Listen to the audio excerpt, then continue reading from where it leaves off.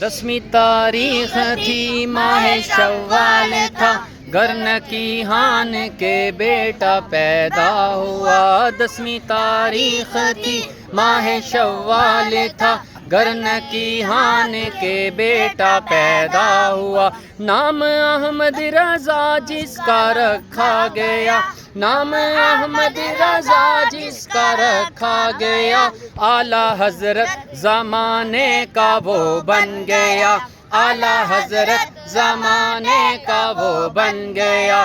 وہ مجدد زمانہ علم و حکمت کا ہے، وہ مجدد زمانہ علم و حکمت کا خزانہ، جس نے بچپن میں فتویٰ دیا ہے، وہ بریلی کا احمد رضا ہے، وہ بریلی کا احمد رضا ہے، وہ بریلی کا احمد رضا ہے۔